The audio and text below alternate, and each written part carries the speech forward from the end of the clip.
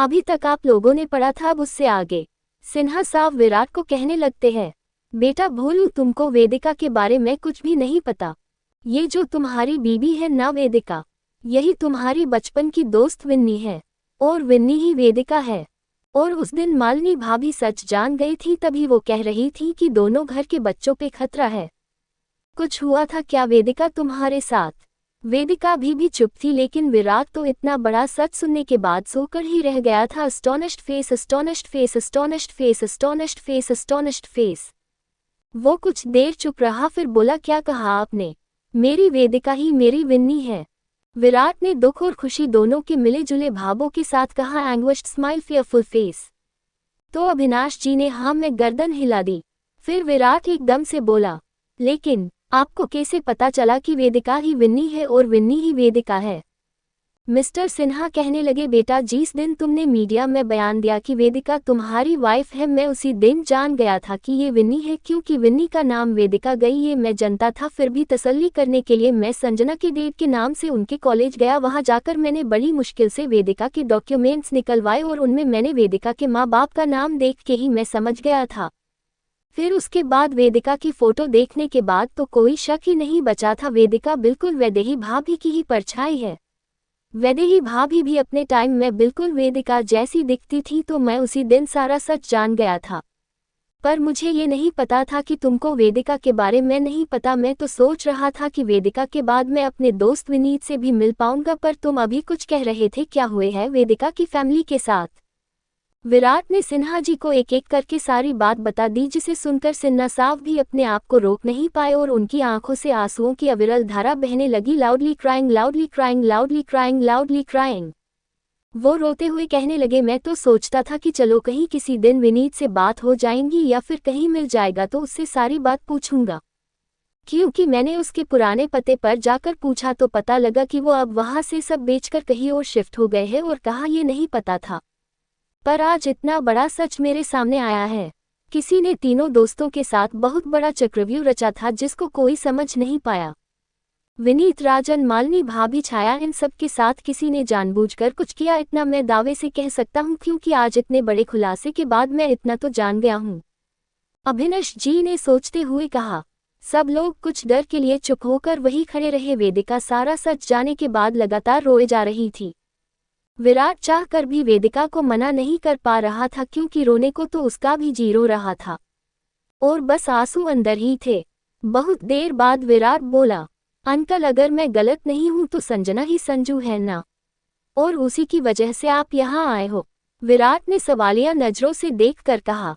Mister Sinha ने बेबसी से अपनी गर्दन हिला दी और कहने लगे, बेटा वो तेरे और वेदिका की गुनहगार है, ये सच है, लेकिन उसके साथ एक सच ये भी है कि उस बिन माँ की बच्ची की इतनी बदतमीजियों के पीछे मैं ही हूँ। मैंने छाया के जाने के बाद कभी उस पर ध्यान नहीं दिया। मैं बस अपने गम में डूबा रहता और अपने ऑफिस को देखता। संजना को उसकी दादी और दादू ने ही संभाला और उन्होंने ने ही संजना की हर गलती पे पर्दा डाला। मुझे बस बेचारी बनाकर मेरी बेटी की कमियों को छुपाते थे। कब संजना इतनी बड़ी हो गई मुझे पता ही नहीं चला। उसने बहुत गलतियां की और उनके बारे में मुझे बहुत लेट पता लगा। तब तक संजू मेरी पहुंच से बहुत दूर चली गई थी। अब वो मेरी बचपन वाली संजू ना होकर बहुत ही बिगड़ी हुई अयाश लड़की बन चुकी थी, जिसे सुधारना मेरे बस से बाहर हो गया था। इसलिए मैंने संजना से बातें करना कम कर दिया था, पर उसको मेरी कमी खलती ही नहीं थी, क्योंकि उसके दादी दादू उसकी हर गलती पे पर्दा डालने का काम जो करते थे। संजू तो मुझे अब भी कुछ नहीं बताती, पर अब उसके दादी दादू दोनों था नहीं है, वो तीर्थ यात्रा पे गए हैं, इसलिए उसके मुझे उस दिन डर के मारे सारी बात बता दी थी। गुस्सा तो उस दिन बहुत आया था कि उसने एक लड़की को जान से मारने की कोशिश की है। मैंने तो उसको साफ साफ मना कर दिया था कि मैं उसकी कोई हेल्प नहीं करूंगा। फिर अगले ही दिन मुझे न्यूज से और लगा कि उसने विराट की वाइफ को मारने की कोशिश की है, और उसी टाइम वेदिका का नाम तुम्हारे मुंह से सुना। मेरे दिमाग सारी बातें ताज़ा होने लगी थी। मैंने बिना टाइम गवाए वेदिका के बारे में पता किया और उसके बाद तुमसे मिलने की कोशिश की, पर मिल ना पाया, और आज देखो कोर्ट के बाहर तुमसे मिल पाया। फिर उसके बाद सिन्हा साहब हाथ जोड़कर बोले, भोलू बेटा, संजना छाया की आखिरी निशानी है। मैं उसे अच्छे संस्कार नहीं दे पाया, पर अब उसका भाई क्या अपने वादे को भूलकर उसे सजा दिलाएगा? या खुद अपनी उस बिगड़ल बहन को सुधरेगा और सही और गलत में फर्क सिखाएगा। बेटा तुम्हारा जो भी फैसला होगा मुझे मंजूर है। अब तुम सच जानते हो। सिन्हा साहब भरी आंखों से बोले। राष्ट्र फेस। उनको इस तरह परेशान होता देखकर विराट वेदिका दोनों को ही अच्छा नहीं लग रहा था। विराट गहरी सांस लेकर बोला, अंकल आपने मुझे हमारे अतीत का इतना बड़ा सच बताया। हमको ये पता चला कि हम लोग बचपन से ही साथ हैं। हमारे पेरेंट्स का रिश्ता बताया। मेरे मन का आधा रास्ता खोल दिया। अब आगे की जानकारी भी मैं आपके और मनोहर अंकल की हेल्प से जुटा ही लूंगा। आपकी हेल्प से मैं अब अपने और वेदिका के पापा दोनों के कातिल का पता लगा पाऊंगा। छाया आंटी की मौत का सच भी पता लग सकेगा।